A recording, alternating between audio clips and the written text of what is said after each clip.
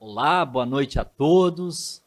Com imenso prazer, com imensa satisfação, eu dou abertura a mais um ano letivo do nosso curso de pós-graduação no nível especialização em Direito Ambiental e Direito Urbanístico.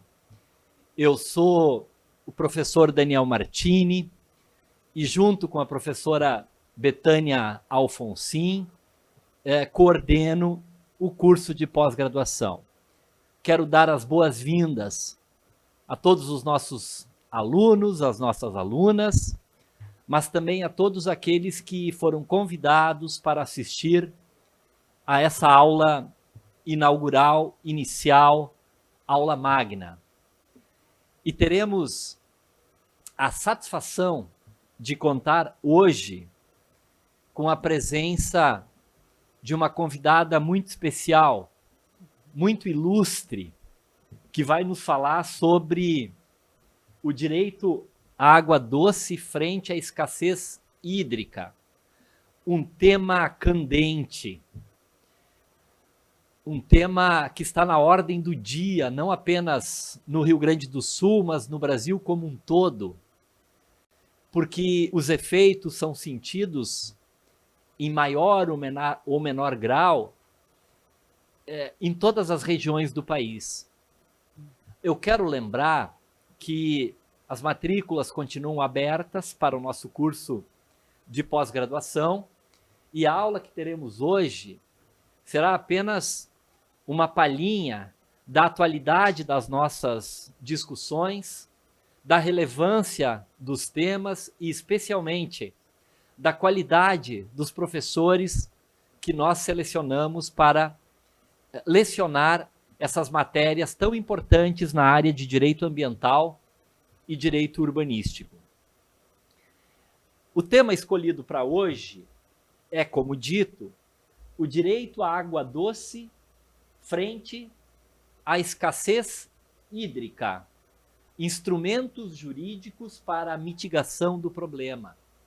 Aqui no estado do Rio Grande do Sul, e falamos aqui para todo o Brasil, doutora Tarsila, nós estamos vivendo uma crise hídrica sem precedentes.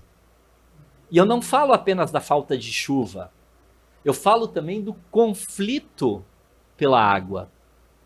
Isso não afeta apenas o Rio Grande do Sul, mas todo o Brasil, por isso a relevância, a importância e a atualidade do tema.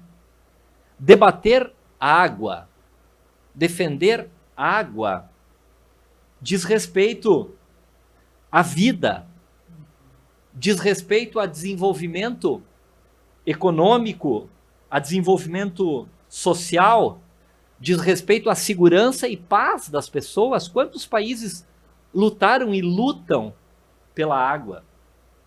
E, ao mesmo tempo, desvenda uma triste paradoxalidade do ser humano, a ausência de limites, na medida em que nós, por vezes, apresentamos condutas revelando um coração ingrato quando nós utilizamos, sorvemos a água, exaurimos, a poluímos, e na hora de devolver à natureza, nós o fazemos de uma forma ruim, de uma forma maléfica.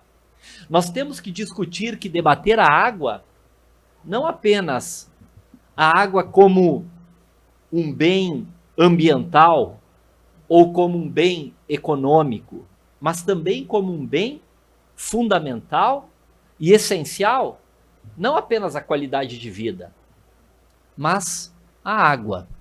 E essa é a proposta da nossa aula de hoje. A nossa convidada, a quem agradeço imensamente, fez questão de vir, de deslocar de Brasília para fazer essa aula aqui, ao vivo, aqui, diretamente da FMP. Poderia muito bem tê-lo feito diretamente do conforto da sua casa, do seu escritório, do seu gabinete de Brasília, mas preferiu vir até a FMP, conhecer a nossa querida FMP e trazer esse debate aqui para todos vocês, para todos nós que estamos assistindo.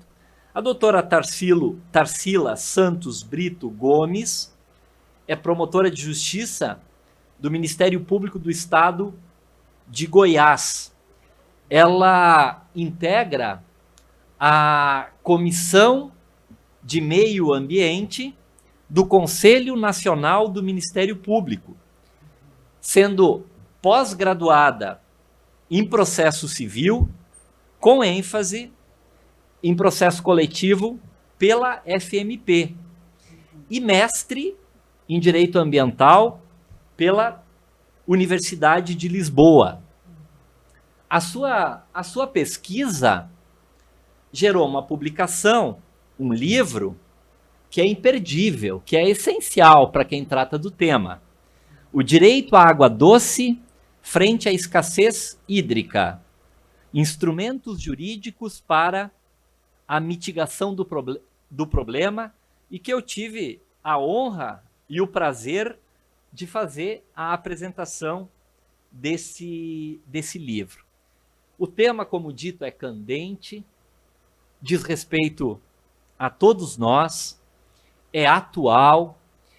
Nós temos uma legislação, uma política nacional de recursos hídricos com alguns instrumentos, e nós discutimos até que ponto, doutora Tarsila, eles têm sido eficientes e eficazes no combate a essa crise hídrica e escassez. Você fez um trabalho comparativo nesse livro, no seu estudo, na sua pesquisa, entre os instrumentos existentes no Brasil, na União Europeia, especialmente em Portugal, e certamente poderá nos trazer ideias, poderá nos trazer iniciativas que nós podemos aproveitar aqui, que deram certo lá, porque nos parece que estamos diante aqui de um ponto importante. Ou nós tratamos o tema com seriedade, ou as consequências que já estão aparecendo serão ainda mais graves, afetarão a todos nós. Por isso, sem mais delongas, estamos todos aqui ansiosos para ouvi-la. Agradeço mais uma vez imensamente a sua gentil disposição de ter vindo, se deslocado de Brasília, especialmente para essa aula, para fazer a sua apresentação diretamente aqui da FMP para todos os nossos alunos, as nossas alunas, os nossos convidados e as nossas convidadas. Doutora Tarsila, muitíssimo obrigado. A palavra está com a senhora, que tenhamos um profícuo debate. Daniel, muito obrigada. Agradeço a atenção que você tem dispensado aqui. Fico muito feliz com a recepção de todos. Cumprimento todos os alunos que estão nos assistindo. Para mim é uma grande honra, um grande prazer estar aqui com vocês. O convite que vocês fizeram foi uma honra para mim, até porque eu já fui aluna também da FMP, então estou aqui na condição de ministrar essa aula inaugural, o que me traz muitas alegrias, e me lembro também do tempo que eu tive aqui, os professores muito generosos, os professores muito atenciosos, e espero poder compartilhar um pouco do conhecimento e dos estudos, né, que eu realizei comparativos em Portugal e no Brasil, sobre a questão do direito à água doce frente à escassez hídrica. Realmente é um tema que traz muita preocupação, um tema essencial, que a gente precisa se debruçar, precisa estudar, principalmente os operadores do direito. É um tema multidisciplinar e a gente precisa, como operadores de direito, conhecer realmente a nossa legislação e buscar soluções e saídas jurídicas também para o problema, né? Bem, eu vou falar um pouquinho sobre os aspectos jurídicos da água. Como aqui nós estamos fazendo uma pós em direito, a gente vai realmente abordar essa questão, inicialmente, essa questão jurídica. Nós sabemos que a água ela é um bem jurídico que tem 3 aspectos.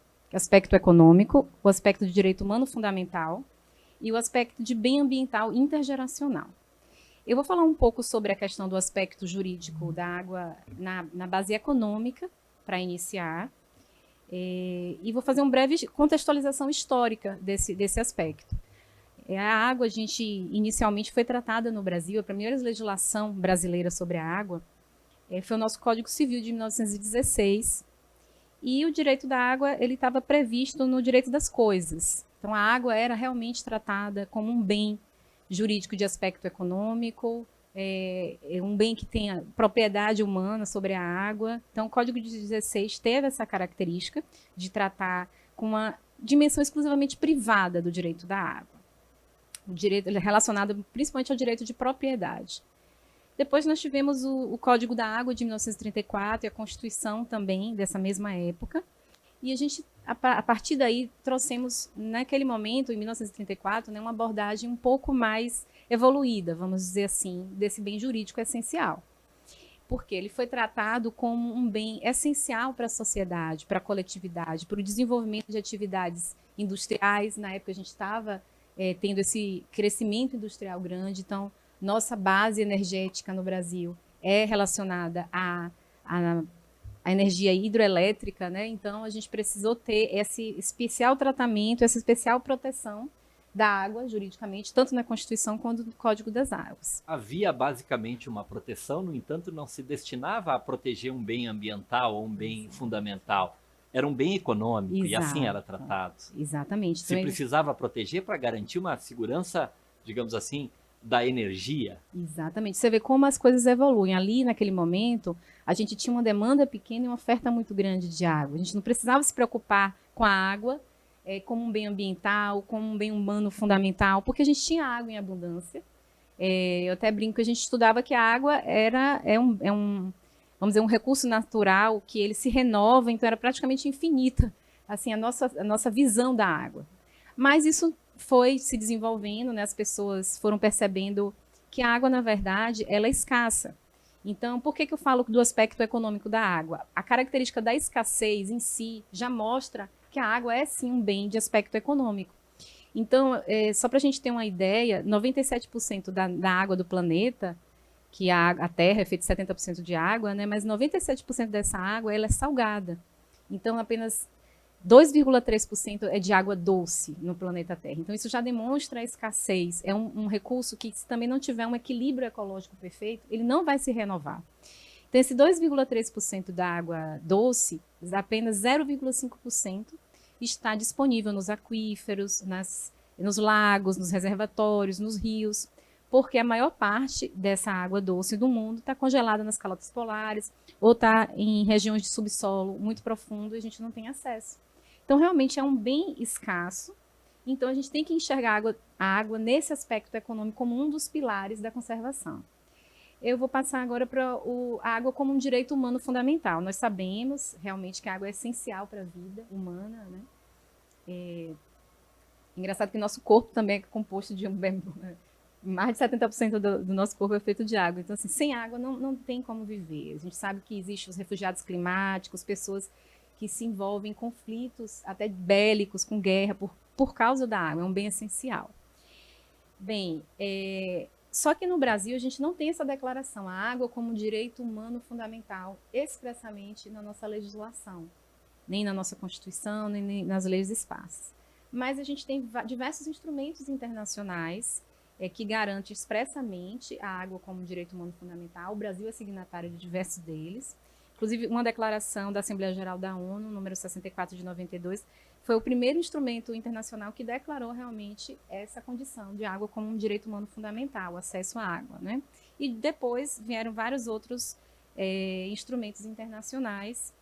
Eu vou até ler aqui um trechinho da declaração que ela fala: todos os seres humanos têm direito de acesso à água doce e potável, por ser essencial para a fruição dos direitos à saúde, à vida, à moradia digna, ao saneamento básico e até mesmo ao trabalho, à educação e à convivência social. Então, até a dignidade da pessoa humana está envolvida realmente no acesso à água de qualidade, em qualidade e quantidade suficientes, né? Porque a higiene pessoal, por exemplo, a moradia digna, o trabalho, tudo isso envolve você ter acesso à quantidade necessária de água.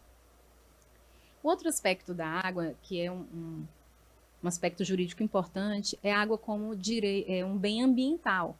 E quando a gente enxerga a água como um bem ambiental, né, a gente percebe que a gente está tratando da terceira geração do direito, que a gente vai falar do direito da fraternidade mesmo, da gente pensar na nossa sociedade, no meio ambiente e nas gerações futuras. Então, a água como um bem ambiental, ela tem um aspecto intergeracional também, e um aspecto essencial para a preservação dos ecossistemas. Então, tanto a fauna quanto a flora, todos precisam da água em quantidade e qualidade suficientes. Por que eu quis tratar um pouquinho mais assim desses três aspectos? Para a gente entender o seguinte: não é muito saudável e eficiente para a proteção do direito da água a gente criar um conflito entre esses três aspectos. Então, acho que o operador do direito ele precisa buscar uma forma de garantir a sustentabilidade da proteção jurídica da água. Então, a gente tem que abordar sem preconceito esses três aspectos e tentar harmonizar esses interesses que a água desperta, né, na sociedade e essa necessidade. Então, a gente tem que buscar a sustentabilidade da proteção jurídica da água. E como eu falei, Daniel, existe o tripé do princípio da sustentabilidade, né, ambiental, que é exatamente o tripé econômico, social, ambiental. Esses três aspectos, eles devem ser, sim, considerados. Claro, cada um tem um grau, né, de importância, de essencialidade para a sociedade, mas nenhum deles deve ser descartado no momento da preservação e do estudo também do direito da água. Eu vou falar um pouquinho sobre os princípios. Eu tive a oportunidade de fazer o mestrado em Portugal e lá a gente estuda a União Europeia, a legislação da União Europeia. E ela vale para todos os estados, né, para todos os estados membros, que a gente chama da União Europeia. E lá eles têm princípios muito claros, muito assim, taxativos na própria legislação. Eu vou trazer alguns e fazer um paralelo um pouco com nossa legislação. Muitos desses princípios podem sim ser utilizados no Brasil e alguns deles têm previsão expressa ou tácita na nossa legislação. Chama atenção para a importância do estudo dos princípios no âmbito do direito ambiental, porque eles não apenas balizam a formação do direito ambiental, a sua interpretação, mas também os principais instrumentos. Então é de suma importância compreender os princípios, especialmente no direito ambiental, porque vai se entender a estrutura mestra daquela disciplina, daquele direito à água, por exemplo, como aqui. Perfeito, Daniel. Os princípios são a base, né, da nossa atuação na área jurídica, dos nossos estudos, desenvolvimento de teses, então realmente eles são fundamentais. E sobre a água especificamente, a gente tem alguns princípios balizadores do nosso direito a nível internacional.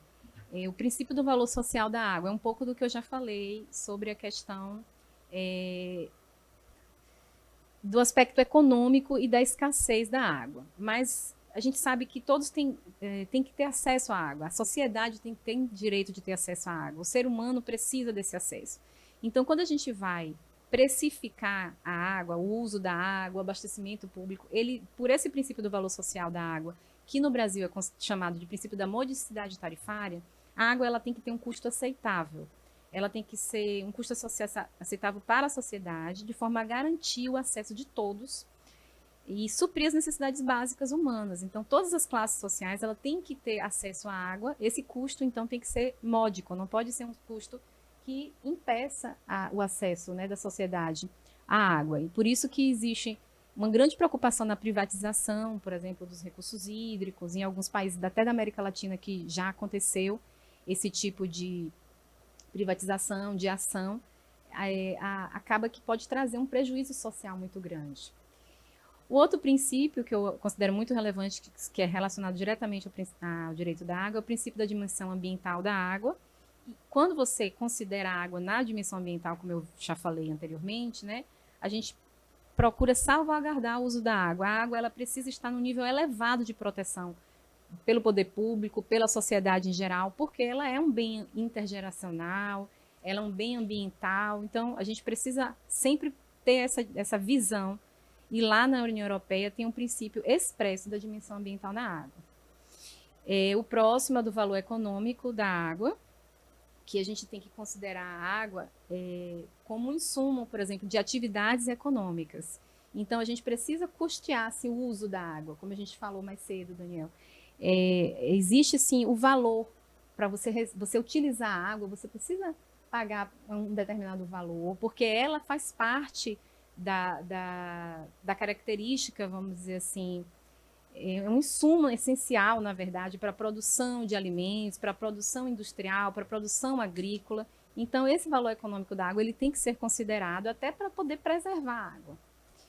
O princípio da gestão integrada dos recursos hídricos, isso no Brasil a gente tem expresso na nossa política nacional de recursos hídricos. A água ela não pode ser vista de forma individual, em uma comarca, em um município, em um rio. Ela tem que estar sempre sendo vista, principalmente em sua gestão, dentro de uma bacia hidrográfica, que é a unidade de referência, tanto na Europa quanto no Brasil. A bacia hidrográfica é a unidade de referência de proteção e de gestão da água. O modelo da Política Nacional de Recursos Hídricos brasileiro é um modelo basicamente francês, segue o modelo francês. Exatamente, exatamente. E foi lá que eles implementaram nessa questão da gestão integrada por bacias hidrográficas, como unidade de referência.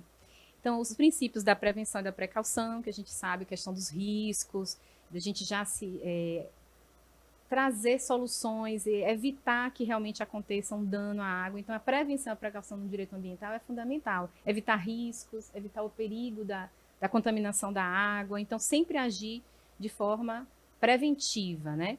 Tem o princípio da correção, que se houver um dano à água, esse dano deve ser completamente sanado. A água tem que ter essa proteção elevada, né? Então, esse princípio da correção é muito importante.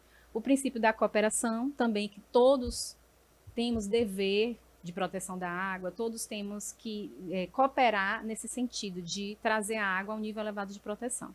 E, por fim, para terminar esse tópico aqui dos princípios, um princípio fundamental é o uso razoável e equitativo das bacias hidrográficas partilhadas. A gente sabe que as bacias hidrográficas elas não vão respeitar os limites de município, os limites de estado. Ela vai, dentro de uma configuração natural, muitas vezes está presente em 2 territórios, 2 entes federativos ou 3 entes federativos. Então, esses entes eles têm que ter um uso razoável dessa bacia, porque a gente não pode esgotar os nossos recursos naturais em um estado e o estado que fica posterior àquele, ele tem que receber uma água em quantidade e qualidade suficiente. Então, a gente precisa fazer com que as bacias hidrográficas tenham um uso realmente razoável.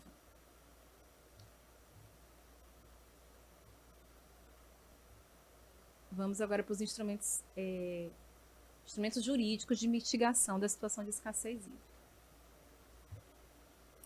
Daniel, eu tive assim, a oportunidade de fazer um estudo lá, um pouquinho mais aprofundado, né, da legislação europeia, e eu chama atenção para dizer o seguinte: eu acho interessante a gente ter esse estudo comparado, principalmente quando a gente percebe que a nossa legislação ela não é suficiente, ou não está sendo, por algum motivo, suficiente para a manutenção e a preservação de algum recurso, né? Então, assim, a gente consegue, às vezes, respostas em outras legislações. Então, esse estudo comparado é muito importante. Por isso que eu vou fazer um levantamento aqui um pouco da legislação da União Europeia, para que vocês tenham sei que a gente não vai atuar diretamente com essa legislação, mas esse conhecimento pode nos abrir alguns caminhos. Uma experiência, inclusive, né? E a academia tem um papel fundamental em produzir alterações na vida das pessoas, nas políticas públicas e assim por diante. Exatamente. Então, a compreensão, o estudo do direito comparado, sobretudo, pode ser de grande proveito para que a gente possa produzir alterações sociais importantes. Perfeito, Daniel. Então, a gente tem, assim, lá na União Europeia, a gente tem a principal legislação que trata da água, lá chama Diretiva Quadro da Água. Só que essa legislação, ela fala basicamente da questão da qualidade da água, manutenção, restauração da qualidade da água, os requisitos, né, para prevenção no uso da água. E essa legislação, ela trata do quesito qualidade, mas ela não trata do quesito quantidade, que é exatamente o ponto crucial aqui para a questão da escassez hídrica. Porque lá são vários países, né, todos têm sua soberania, todos têm sua independência, e quando você trata do quesito quantidade de água, você fere um pouco e mexe um pouco nessa questão da soberania dos Estados-membros. Então, a Diretiva Quadro da Água não conseguiu desenvolver normas relacionadas à quantidade, apenas à qualidade da água. Isso, então, é uma ausência lá na União Europeia também. Eles sentem essa ausência, mas eles têm alguns outros instrumentos que vão trazer mecanismos importantes para essa questão do quesito quantidade de água. Como, por exemplo, eu vou citar a Convenção de Albufeira, lá em Portugal, no país da Espanha e Portugal. São os 2 países que assinaram essa convenção. Essa Convenção de Albufeira, ela... É bilateral, não é multilateral. Bilateral. Ela é como se fosse assim, o produto de décadas de negociação entre a Espanha e Portugal. Porque todos os rios espanhóis ou portugueses nascem na Espanha.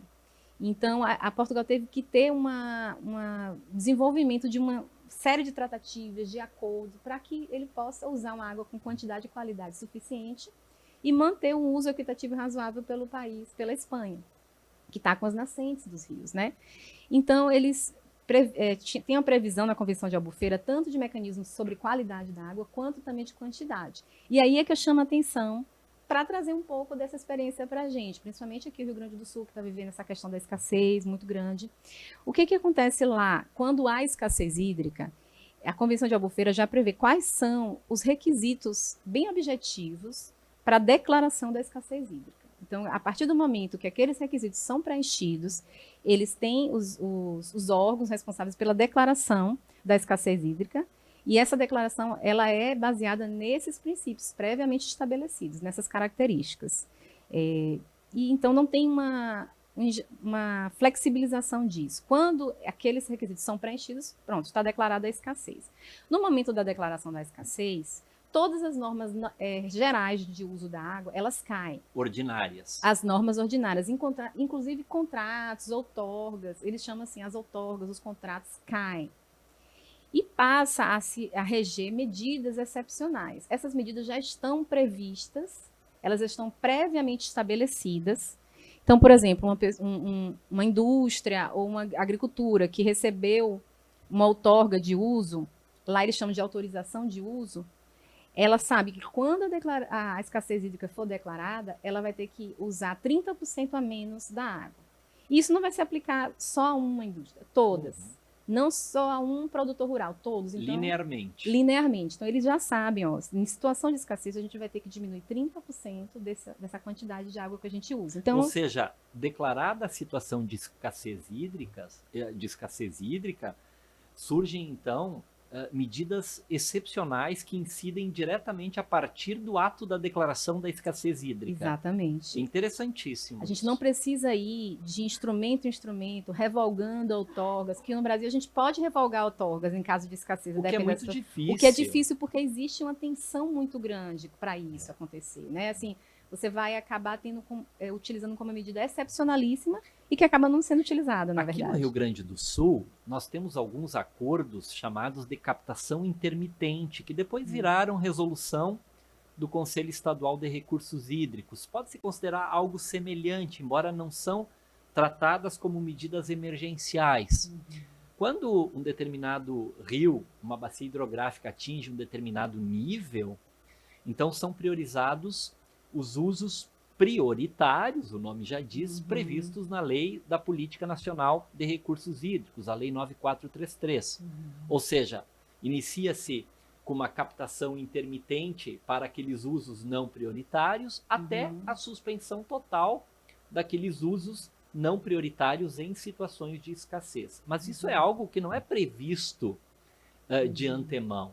Depende de um acordo, de uma negociação no Comitê de Bacia e depois levado, então, à homologação pelo Conselho Estadual de Recursos Hídricos. Houvesse uma norma semelhante, em que o mecanismo ele startasse automaticamente a partir da declaração de escassez hídrica, nós teríamos uma eficiência muito maior. Sim, diminuiria a tensão, claro. A prevenção até para o próprio utilizador da água, ele tem como se programar para aquilo.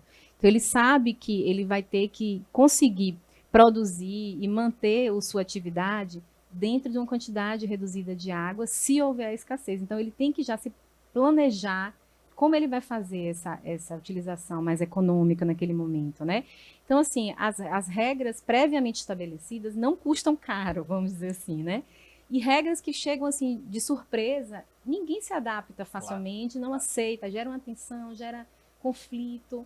O próprio mercado não vai internalizá-la imediatamente, vai ter uma certa resistência e aí nós teremos uma deficiência, um déficit de implementação normativa. Exatamente. E a gente precisa dessa segurança jurídica, na verdade. Mesmo no caso de crise, a segurança jurídica ela pode sim estar presente, porque a escassez ela é um evento climático extremo, mas ela não é um evento que não é previsível. A gente sabe que, eventualmente, a escassez vem ou pode vir a acontecer.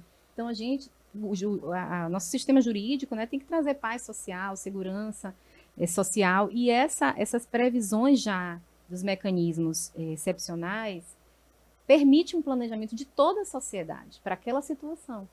Aqui no Brasil, a gente age muito de forma reativa, mas acredito que a forma de planejamento preventiva é a melhor forma de se estabelecer medidas mais eficientes para esse tipo de situação. Então, só para dar um exemplo, esses mecanismos excepcionais, né? Tem o planejamento, um controle maior. Essas medidas de exceção para as normas de descarga de água também são aplicadas, já tem o percentual, tudo certinho, organizado.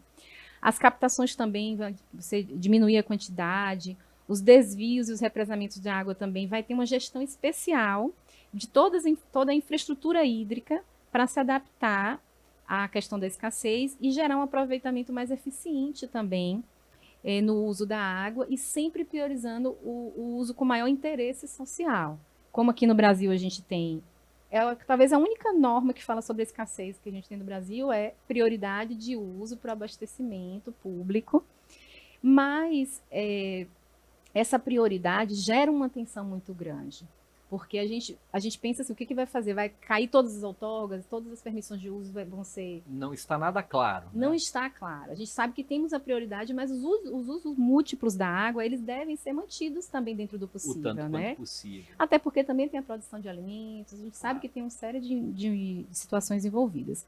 Então, realmente, o ideal é que todos economizem. E os grandes utilizadores é que têm uma responsabilidade maior nessa economia preventiva. Aqui no Rio Grande do Sul, por exemplo, 80% da água é utilizada pela agricultura. Então, dentro do princípio da responsabilidade comum mais diferenciada, que é bem utilizada no mercado verde, mercado de carbono, na União Europeia, é o seguinte, todos têm a responsabilidade de preservar a água, mas ela é diferenciada na medida de que quem utiliza mais ou quem tem mais poder econômico, esses grandes utilizadores, eles devem ter medidas mais eficientes de proteção da água. Então, a responsabilidade é diferenciada, sim, porque a gente fechar a torneira na hora que escovar o dente vai trazer uma economia? Sim, vai, mas essa conscientização vai cair em cima de 10% mais ou menos do uso da água, que é o uso nas residências, cerca de 10%. E os 80% que está sendo utilizado na agricultura, se eles tiverem implementado qualquer atividade mais econômica, métodos mais tecnológicos, mais eficientes, as melhores técnicas, né, de irrigação, isso vai trazer uma economia muito grande, porque eles têm 80% de responsabilidade no uso da água aqui no Rio Grande do Sul. A resolução também do Parlamento Europeu, só para fechar essa parte da Europa e a gente entrar no Brasil, de 2012, ela traz exatamente, não é uma lei, é só uma resolução do Parlamento que traz a necessidade de criação de uma legislação até na própria União Europeia que traga o seguinte, que fale sobre quantidade de água e que traga, normatize, na verdade, a tecnologia dos dispositivos economizadores para os usos agrícolas, porque lá também 60% da água na Europa é usada para o uso agrícola, mas eles já têm grandes avanços tecnológicos e precisam, sim, regularizar melhor isso. Esses avanços tecnológicos de métodos, também de reutilização da água, que a gente chama aqui de reuso, lá eles chamam de reciclagem da água, métodos também de utilização da água pluvial, que são métodos que requer tecnologia, requer investimento, mas que o poder público ele tem que fomentar a indústria e a agricultura a investir nesse tipo, eles vão ter que investir nesse tipo de técnicas, né? Como você falou, as melhores técnicas têm que ser utilizadas para a água. E os recursos para isso poderiam advir não apenas da internalização dos custos ambientais ou das externalidades ambientais, com base no princípio do poluidor pagador, mas especialmente, e o que decorre disso, da própria cobrança pelo uso da água, que é um instrumento previsto na Lei 9433 e, lamentavelmente, pouco utilizado no Brasil e aqui no estado do Rio Grande do Sul, não utilizado ainda. É essencial a cobrança pelo uso da água, porque nesse momento é que há internalização.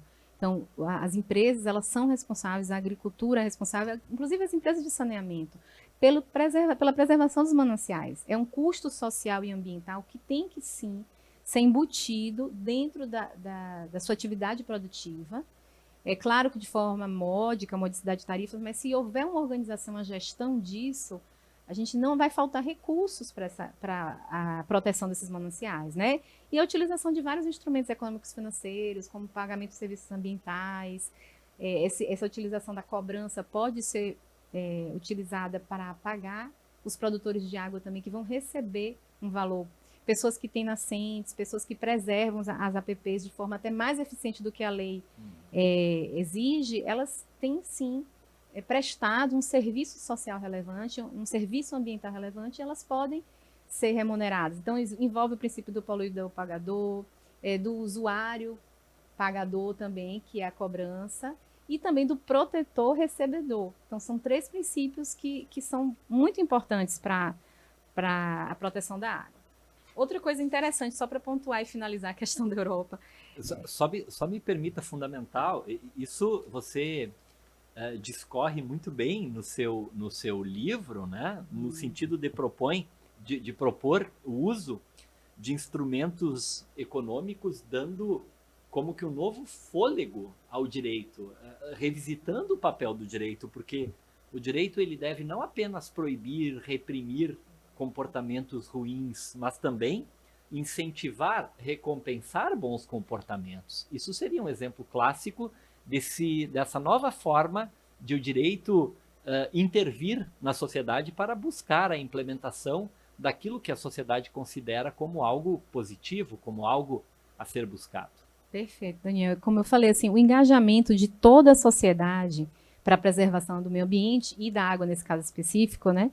E também do setor produtivo, da indústria, da agricultura, é fundamental. Mas a gente precisa estimular, a gente precisa ter esses incentivos econômicos financeiros, que são os incentivos fiscais, os pagamentos por serviços ambientais, mercado verde. Então, a gente tem uma série, ESG, nós temos uma série de mecanismos que estão sendo desenvolvidos no mundo inteiro e o Brasil está trazendo. E não se trata de comodificar, isso é uma crítica que alguns fazem, comodificar a natureza, não se trata disso, Não. Se trata de compreender a importância de poder promover a proteção, a tutela do meio ambiente no âmbito do mercado, que é onde surge propriamente a crise ambiental. Então, é lá que o direito deve intervir. Quando a gente faz esse fomento, a gente ganha aliados, né? Aliados na proteção do meio ambiente, porque, como você falou, instrumentos de comando e controle, vamos dizer, instrumentos de fiscalização, multas, reparação de um dano já consolidado, já consumado, isso aí tem pouca efetividade. Eles são instrumentos importantes? São, porque a gente não pode abrir mão de nenhum dos instrumentos de proteção do meio ambiente.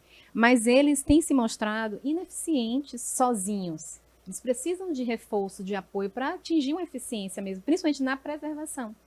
Então, eu acredito que esses estímulos você vai trazer para a proteção ambiental muitos aliados. E é como a gente conversou um pouco mais cedo, a água ela é um insumo essencial para todas essas atividades, seja agrícolas, seja industriais, seja para a sociedade. Como ela é essencial, todos têm que ter o mesmo interesse, preservar os recursos hídricos, né? Porque sem água não dá para você fazer nenhum tipo de produção, você vai ter muito prejuízo. Então, a sociedade tem que criar mecanismos, principalmente, eu acredito que o poder público, de redução desse custo de transação. Como que um industrial que usa água para produzir, por exemplo, refrigerante, pode ajudar na preservação dos mananciais que ele usa como insumo de sua atividade? Às vezes, nem ele sabe como fazer isso, porque não tem, talvez, uma legislação regulando, porque tem que ser uma legislação, normalmente uma lei municipal, para fazer esse pagamento de serviço ambiental.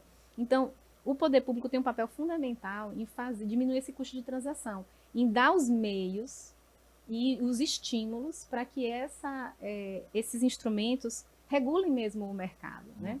Então, realmente é algo que a gente tem que pensar. Um outro ponto que eu acho interessante é a questão do ciclo urbano da água. O ciclo urbano também gera riqueza.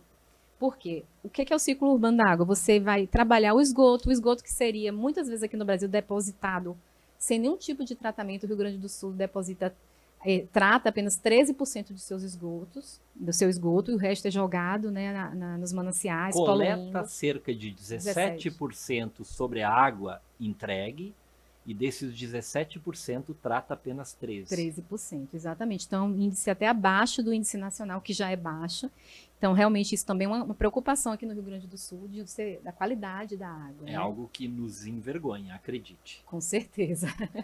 E aí, o que acontece? Se você tem uma gestão do esgoto, uma gestão econômica também do esgoto, lá na Europa, as cidades fazem eles chamam de ciclo urbano da água. Eles produzem 3 produtos, são extraídos 3 produtos do esgoto, que Subprodutos. subprodutos do esgoto, que é o biogás, que ele gera energia e você pode jogar na rede de energia. Pode vender, né? Pode vender e você recebe um valor por isso. A lama, que ela é utilizada como um fertilizante para jardins e árvores ornamentais, que você também pode vender. E a água de reuso, que ela é dentro da legislação sanitária utilizada para várias situações, como, por exemplo, as águas cinzentas, né, que é descarga, lavagem de calçada, irrigação de algum tipo de planta. Uma ideia aqui da circularidade do ciclo, da economia circular. Se você vende esses 3 produtos, que são, na verdade, subprodutos do esgoto, você gera uma riqueza no esgoto e você consegue manter o tratamento adequado. Você não precisa jogar na natureza para poluir mais, né? Claro que a gente está falando de países muito ricos, que tiveram dinheiro inicialmente para iniciar esse ciclo, mas depois que ele está implementado, ele mesmo se paga. Então, a gente tem que ter essa visão de que, às vezes, um custo inicial é necessário para depois você manter a sustentabilidade daquele sistema. Eu vou falar um pouquinho agora sobre nossa política nacional de recursos hídricos. É uma lei muito importante, né, que trata basicamente, como a Diretiva Quadro da Água da União Europeia, do quesito qualidade da água também. Então, assim, você vê que a situação de quantidade é um assunto muito delicado e que temos poucos instrumentos, mas os que nós temos dá para trabalhar. Então, essa lei da Política Nacional de Recursos Hídricos, ela basicamente, assim, o principal ponto que ela fala em caso de escassez hídrica é a prioridade, como a gente falou, prioridade de uso dos recursos hídricos para o consumo humano, da sedentação de animais. Ou seja, ela refere expressamente como um dos fundamentos, que é o uso prioritário em situação de escassez, ela prevê os usos múltiplos, digamos assim, ela induz, ela oportuniza os usos múltiplos. No entanto, em situação de escassez, os usos prioritários são o abastecimento humano e a dessedentação de animais. No entanto, apesar de prever estes usos prioritários, ela não traz, então, os instrumentos para isso. Exatamente. E o ideal é que não se chegue nesse ponto crítico. Então, a gente poderia ter também assim, uns marcos intermediários, né? Está chegando em uma situação próxima de escassez. Então, como tem na Europa, vamos diminuir todo mundo em conjunto a quantidade do uso, para nunca chegar ao ponto de você ter que revogar as outorgas. Startando medidas excepcionais que podem ser paliativas, que podem ser escalonadas. Perfeito. E tudo isso faz parte da gestão, né? Então, a gente tem que ter realmente essa gestão mais equilibrada, mais organizada. E a nossa lei fala disso, mas é aquela situação. É uma situação extrema, né? Também... Isso é uma ideia fenomenal para quem atua na área, para quem trabalha, não apenas Ministério Público, todos os profissionais que atuam, de algum modo, em política de recursos hídricos, começar a pensar e cogitar políticas públicas que envolvam esse escalonamento, essas medidas emergenciais, excepcionais. Isso ainda não está incorporado na legislação brasileira e tem um espaço muito grande para se trabalhar. Com certeza. Eu acho que esse planejamento prévio, primeiro, que vai trazer segurança jurídica a quem usa a água, né? Todos os setores que usam a água, que na verdade somos todos nós, esse planejamento previamente estabelecido e também essa questão de startar medidas à medida que for chegando próximo à situação de escassez, medidas escalonadas. Isso é muito importante para que a gente não chegue na situação mais extrema, né? Que não é bom para ninguém essa situação mais extrema. Bem, na nossa Política Nacional de Recursos Hídricos também fala um pouco sobre a questão do plano de recursos hídricos. Todo o plano de bacia hidrográfica, todos os planos relacionados a recursos hídricos, eles devem conter um equilíbrio entre a disponibilidade da água e a demanda. Então, tem que trazer também métodos de economia de água. Então, uma coisa que eu defendo, na outorga de uso dos grandes usuários, principalmente da agricultura, que tem 80% do uso, eles têm, na própria outorga, se você tiver essa previsão no plano de recursos, dá para você exigir isso na outorga. Na própria outorga, eles têm que apresentar quais são as metas de economia deles. Porque se eles são grandes usuários, eles têm que mostrar que estão interessados em desenvolver métodos e técnicas mais econômicas ao longo do tempo e apresentar para receber a outorga esse plano, né? E na outorga isso também tem que estar esclarecido. Porque... Incorporando a ideia e a cláusula das melhores técnicas disponíveis. Perfeito. As melhores técnicas disponíveis você tem que ir. Eu sei que é caro, as pessoas falam isso, não, é muito caro as melhores técnicas. Mas se você faz um planejamento também, tudo que é prévio é mais fácil de se cobrado depois, né? Você faz um planejamento de investimento gradual nessas técnicas. Você não precisa já receber a outorga economizando o máximo com as técnicas mais modernas, mas à medida que você vai tendo lucro, você vai investindo um percentual daquele lucro no desenvolvimento dessas técnicas. Então, à medida que você, por exemplo, anualmente você vai diminuir, seja 3%, 4%, mas você vai conseguir planejar e incorporar isso dentro da sua atividade econômica, né? Então, o custo tem que ser embutido ali, mais uma vez, como a gente falou, que é o custo social, o custo ambiental dessas técnicas também. E a aplicação também dos valores arrecadados, como você já falou, Daniel, na cobrança do uso dos recursos hídricos para projetos e obras benéficas ao aumento de quantidade da água, né? Então, realmente precisamos arrecadar valor, precisamos cobrar pelos usos dos recursos hídricos e esses recursos devem sim ser aplicados para obras e projetos que vão aumentar a qualidade da água, senão é insustentável. Não tem como a gente sustentar o uso da água sem o investimento na proteção desses recursos hídricos. Não é só, como você falou, exaurir todo o potencial hídrico e depois a gente fica sem saber como agir, porque ninguém vai ter água mais. Né? Se a gente não tiver esse planejamento, se a gente não tiver esse investimento na sustentabilidade, vai faltar água para todos os setores. E agora vamos falar um pouquinho sobre a Agência Nacional de Águas, que é a Agência Nacional de Águas e Saneamento agora, né? Eu só vou falar rapidamente da ANA, porque ela traz algumas medidas que devem ser desenvolvidas no momento da declaração de escassez hídrica, quando a bacia hidrográfica é uma que pertence à União, né? Ela traz ações e atuações que são reativas à crise.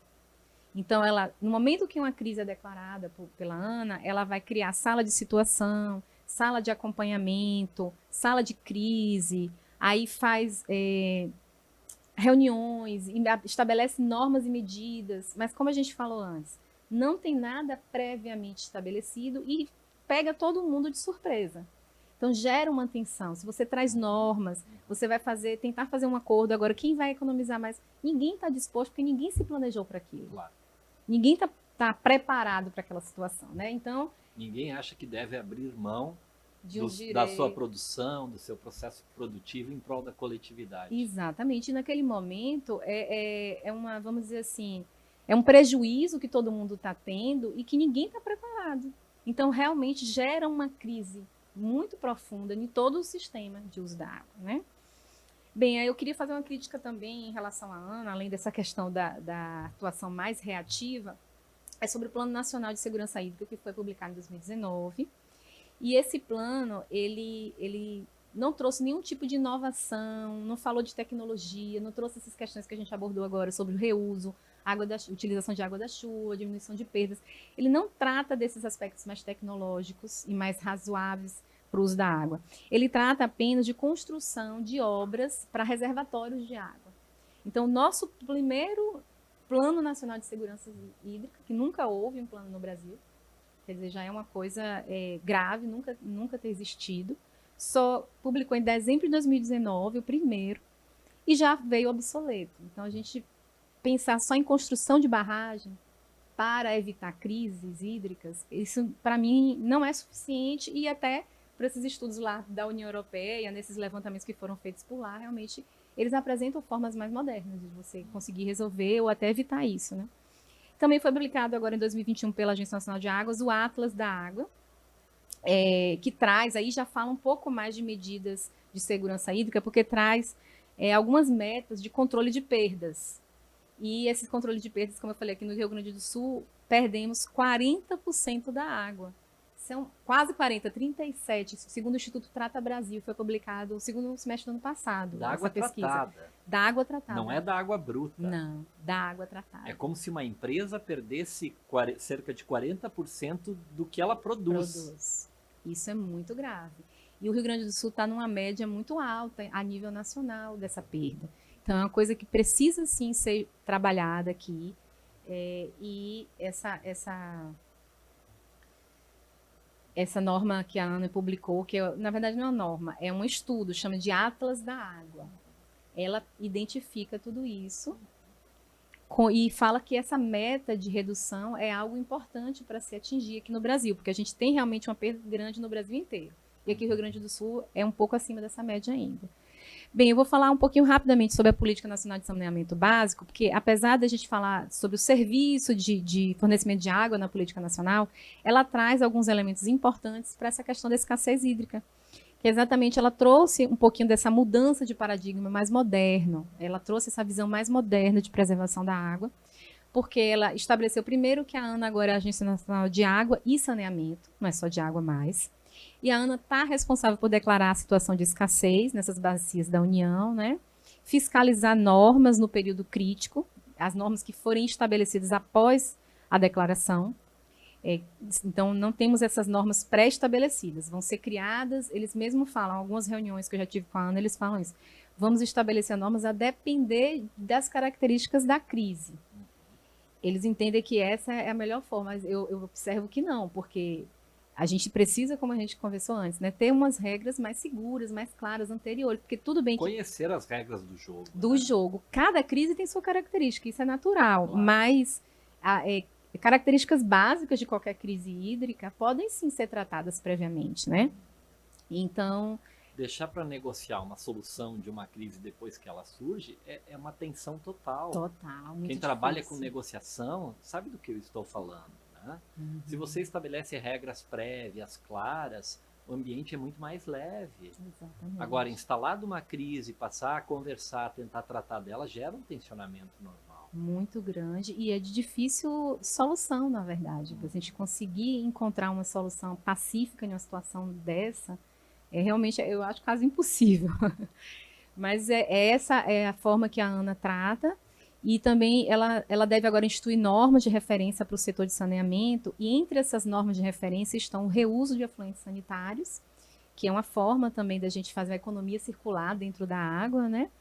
E também ela estabeleceu nossa Política Nacional de Saneamento Básico, que os princípios e diretrizes da Política Nacional estão baseados em cláusulas de redução de perdas, de utilização de água da chuva, de utilização de métodos mais eficientes de uso da água. E tudo isso faz parte das diretrizes e dos princípios, então elas devem estar previstas nas nossas normas municipais também.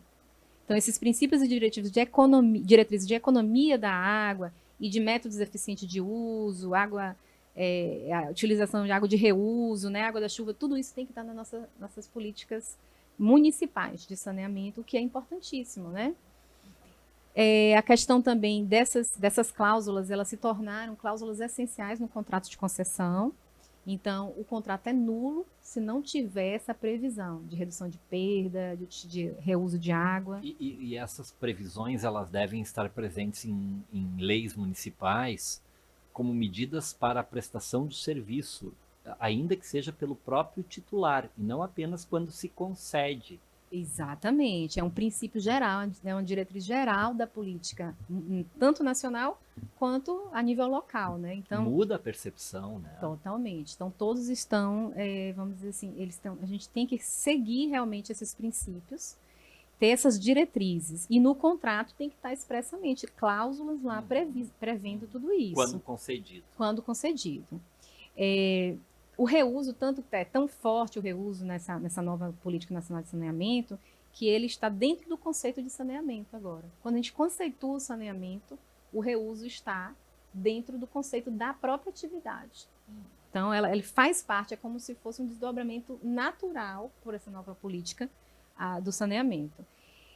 ela traz também a isenção de taxas e tarifas em caso de reuso e captação de água da chuva. Isso aqui é um instrumento econômico-financeiro. Se você incentiva, isenta de taxas e tarifas, quem fizer, por exemplo, a captação de água da chuva, você está estimulando as pessoas a adotarem esses métodos, né? Então, esse é interessante. Bem, eu já estou terminando porque eu acho que o tempo já está acabando, né? Estamos indo para o final, mas a discussão, a sua aula está interessantíssima. Obrigada. Estou já pensando aqui em várias ideias para implementar no âmbito da minha outra atividade, além de professor, como promotor de justiça. Já estou aqui, que atua na área ambiental, já estou pensando aqui em várias ideias que estão surgindo aqui. Promotor, coordenador e referência nacional para o Ministério Público Ambiental. Que é isso, bondade sua. Mas é. Então, Daniel, a gente vai falar um pouquinho agora sobre a questão dos instrumentos econômicos financeiros. A gente já pontuou, né? Eu vou só fazer uma análise assim, um pouquinho mais direta.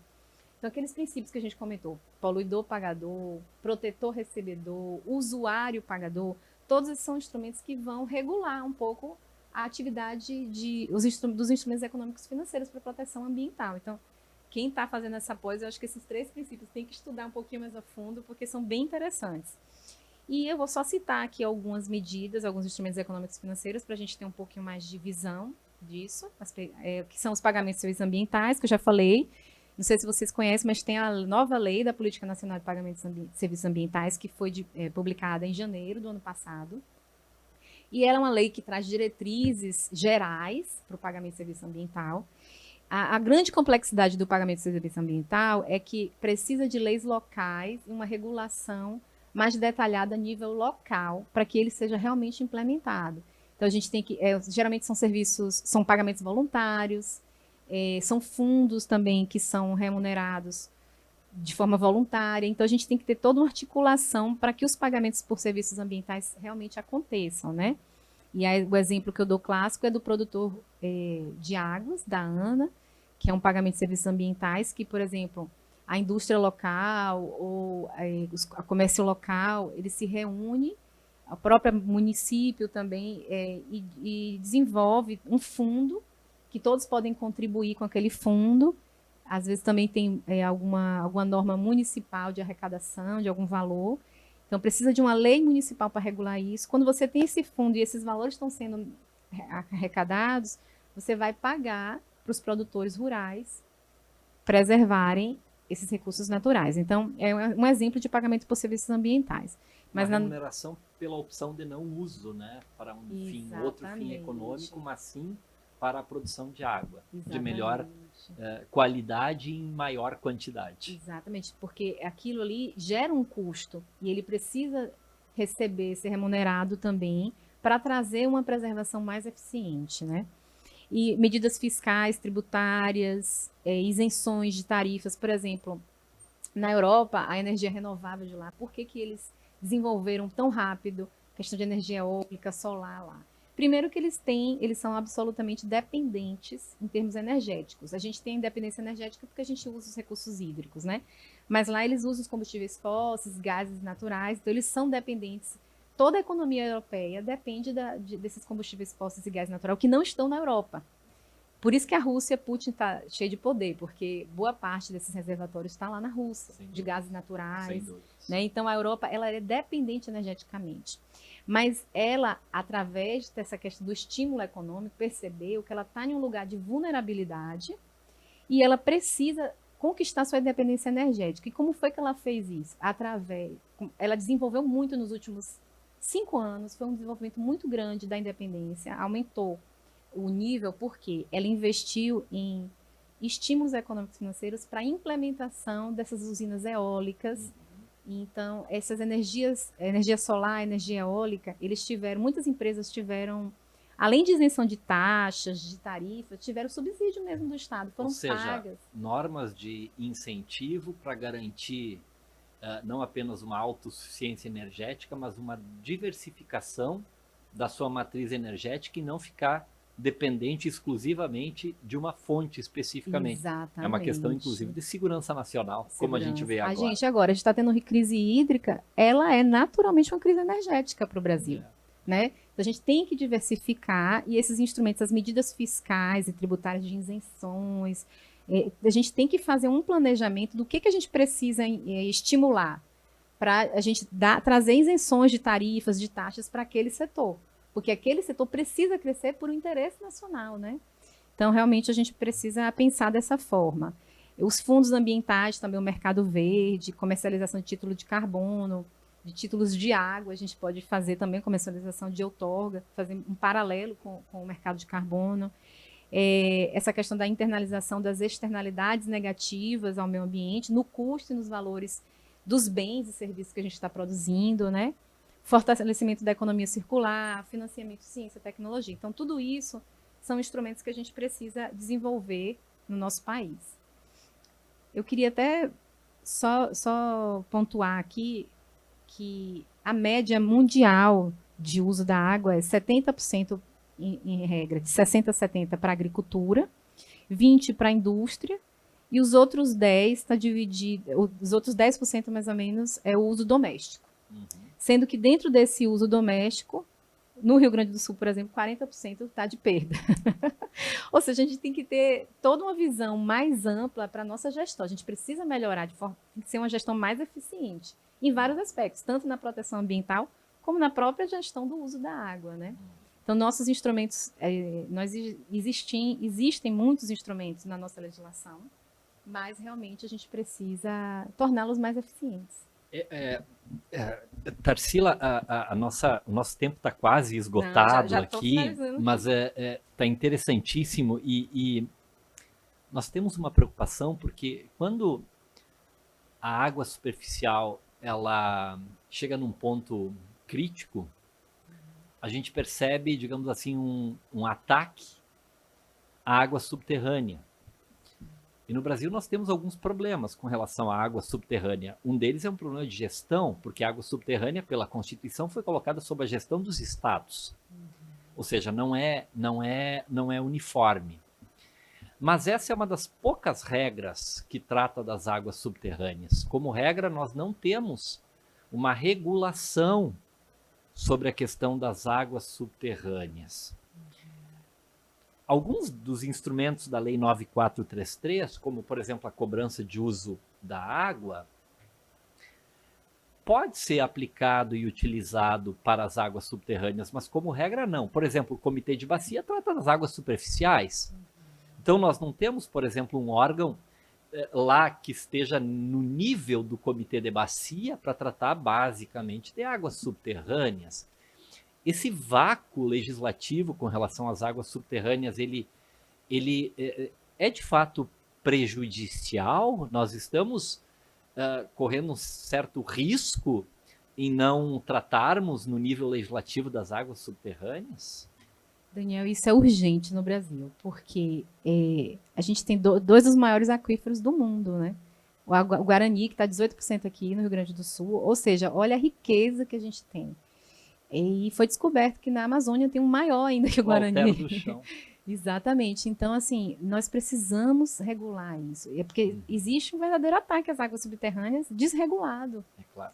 Então, é uma riqueza muito grande que nós temos. Não temos fiscalização, não temos uma regulação, uma cobrança de uso adequado para reverter na proteção. As outorgas, por vezes, são concedidas isoladamente, sem considerar as outras outorgas que já foram concedidas naquela região, naquela bacia, naquele aquífero, ou seja, e o efeito cumulativo de uma outorga, outra outorga e assim por diante, o efeito sinérgico, inclusive, é muito grave. desconsiderado. É muito grave. Se a gente, nas águas superficiais, que a gente tem uma regulação, em tese, abstratamente, mais ampla, não vem funcionando da forma assim, a visão integrada da bacia hidrográfica também está deixando assim a desejar aqui no Brasil, porque a gente não consegue implementar realmente nossas normas, né?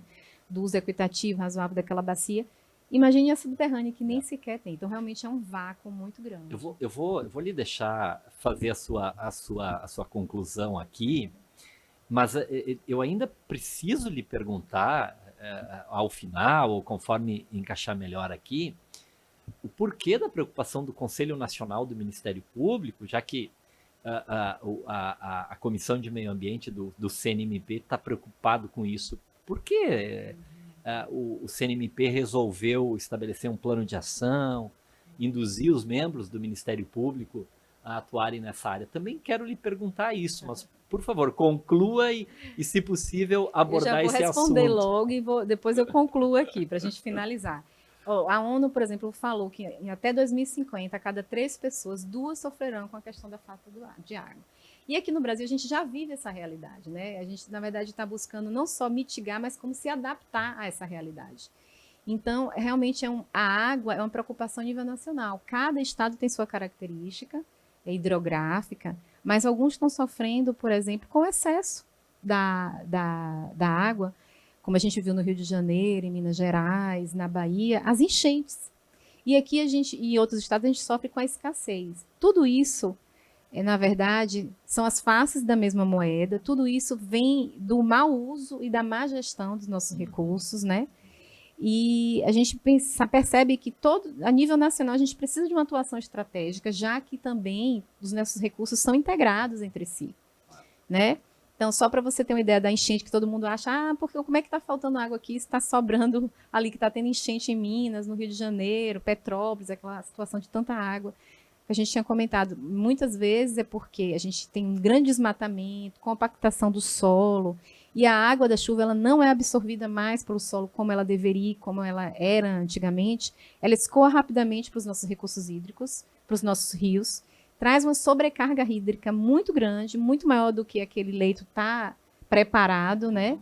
E aí vem exatamente as enchentes. E sofre a questão urbana muito, até mesmo a agricultura sofre com a enchente. A impermeabilização do solo urbano e também, de algum modo, do solo agrícola. Né? Sim, a nossa atividade rural é natural que ela acaba compactando o solo. Então, ela impede a permeabilidade do solo. E existem alternativas para, mesmo com essas práticas agrícolas que nós observamos hoje, garantir uma permeabilidade do solo? Sim. Alguma experiência nesse sentido? Inclusive, assim, quando a água ela vai para o rio, né, ela rapidamente vai para o oceano e vira água salgada. Então, ela não está própria para o uso, né? Então, a gente precisa, inclusive, para o desenvolvimento da atividade agrícola, pensar em soluções. Né? Então, existem soluções mais técnicas que não são da área jurídica, né, mas que a gente tem conhecimento. Então, fazer perfurações para simular, por exemplo, as grandes raízes. Quando a gente tira as árvores, você está tirando as raízes que são drenos naturais da água para o subsolo.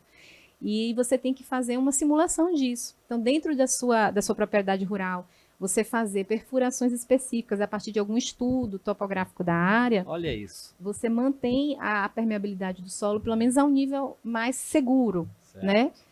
A criação de reservas de água também em ambientes que não sejam de APP, mas que permita um acúmulo da água ali. Você faz um estudo daquela região e você vai desenvolver, você vai perceber ali através desse estudo, claro, da área técnica, né? Onde é que o solo permite um acúmulo de água. Aqui é um ponto importante e crítico, sobretudo aqui no estado do Rio Grande do Sul, porque os produtores rurais, eles estão empenhados em tentar resolver problemas, inclusive legais, legislativos, digamos assim, para armazenar água em APP, o que não é permitido pelo Código Florestal, uma vez que não se enquadra como uma atividade de interesse social ou de utilidade pública. Você está trazendo aqui uma ideia de que é viável, é possível tecnicamente encontrar áreas favoráveis para armazenamento sem que a água desapareça rapidamente, fora de APP. Totalmente. E eu acredito que é a única solução viável, porque a utilização da APP não é viável porque é ilegal, e isso a longo prazo vai trazer um prejuízo até maior para a questão da escassez. Se você não preserva a APP, você vai diminuir, na verdade, a médio e longo prazo. A gente tem que aprender a pensar a médio e longo prazo. Então, aquela região, ela está sendo preservada, a APP não é à toa. Então, a gente tem que buscar uma solução fora da APP. Se houver, por exemplo, uma política pública municipal ou estadual de desenvolvimento de estudos nas regiões mais críticas, de você destacar uma equipe, por exemplo, de técnicos que possam, remunerados mesmo pelo poder público, desenvolver os estudos para os produtores rurais das suas áreas, onde é que é possível o armazenamento de água, onde é que a água pluvial, a água da chuva, ela pode ser guardada e armazenada naquela propriedade, fora da APP. Isso é uma solução, sim, viável, possível. O Estado de Minas Gerais tem desenvolvido um programa semelhante. E, inclusive, lá em Minas, eles disponibilizam não só os técnicos para fazer esse estudo, mas também o maquinário para cavar essa reserva. E a questão da licenciamento ambiental também já é todo estruturado dentro dessa política pública mesmo. Então, a gente tem essas soluções. E você tentar simplificar isso, colocar isso dentro da APP, é um prejuízo para as futuras gerações e talvez até para a nossa geração mesmo. Pode resolver um problema imediato, mas traz um problema a longo prazo piorar, e estrutural muito maior. Fora que é ilegal, não tem essa possibilidade. A gente não pode flexibilizar. A legislação não traz essa flexibilização. Mesmo em período de crise, a gente não tem como flexibilizar uma coisa assim, né? Até porque a longo prazo é uma coisa ruim. Então, só para concluir, Daniel, eu sei que a gente já terminou o tempo, como a gente está falando aqui com os alunos da pós-graduação, eu vou falar uma conclusão um pouco mais jurídica, porque a gente conversou mais cedo com as conclusões um pouco mais da nossa atuação prática, né? Eu vou até fazer uma referência assim, sobre as relações, quem está estudando direito ambiental, acho bem interessante a gente estudar isso, que o direito ambiental é pautado por relações poligonais, que são diferentes das relações tradicionais do direito. As relações tradicionais, elas são relações verticais, elas são relações episódicas, elas são relações normalmente bilaterais e bélicas. Né? O que é que eu estou querendo dizer com isso? Ela é vertical porque ela é ali pontual, só entre naquele momento com aquelas duas pessoas, e é episódica porque ela não vai se prolatar no tempo. Então, essas são as relações jurídicas tradicionais. Mas quem vai trabalhar com direito ambiental, estudar direito ambiental, já tem que ter na cabeça que o direito ambiental é pautado pelas relações poligonais.